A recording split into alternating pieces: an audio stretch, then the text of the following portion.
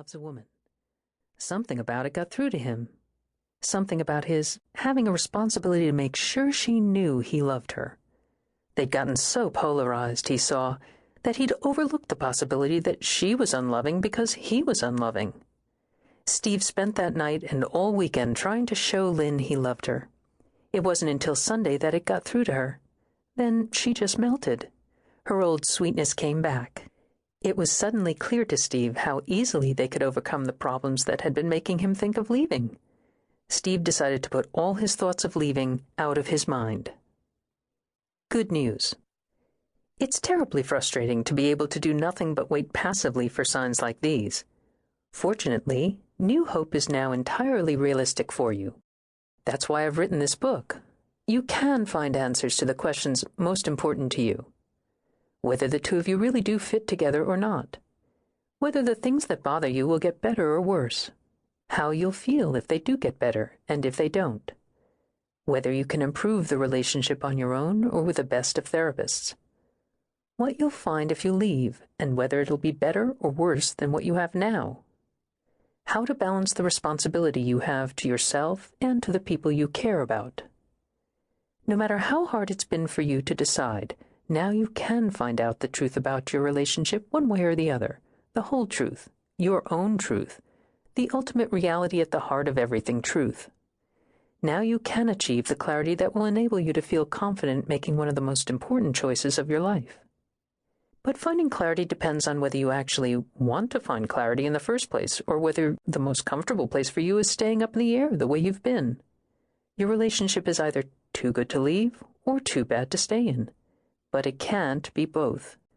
So there are definite answers for you here, but if you really don't want to come to a decision, you'll find that out as well. But what about love? We'll talk a lot about love here. The clarity you'll reach will also help you see how real your love is and how strong.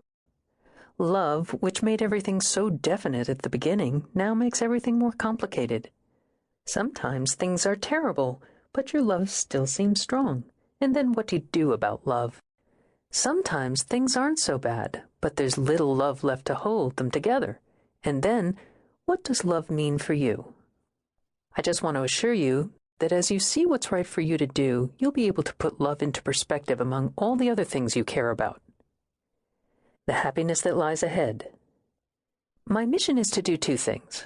First, it's to share with you the experiences of people who've wrestled with the issues you're wrestling with and come out on the other side, and to report what they've discovered. For example, think about something that bothers you about your partner, that strongly weighs on the side of your leaving. Wouldn't you want to know how other people bothered by that felt once they left? You'll find that out here. And if something else pointed to a basic strength in a relationship that made people happy they stayed, you'd want to know that too, and you will.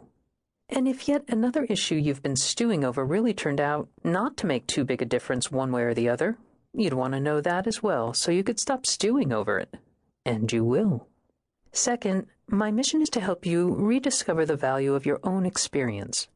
I'm not going to pull a rabbit out of a hat that has nothing to do with what you felt and seen about your partner and your relationship. Just the opposite. We'll keep returning to the basics of your own experience. The problem isn't that you don't know what's going on, it's that you've had trouble sorting it all out. The choice you discover will be one you feel good about after you make it, and better about as time goes by. It will be a choice that leaves you free of regret, which is exactly what you were looking for in the first place. Trapped in limbo.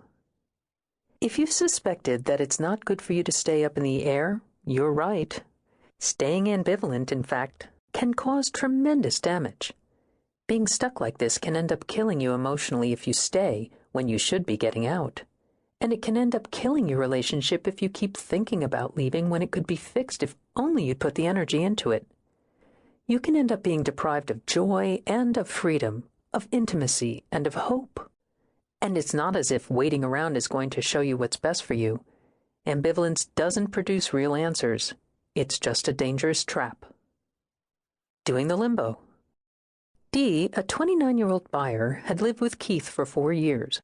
There were good things about the relationship, like their strong sexual chemistry, but Dee was never really happy.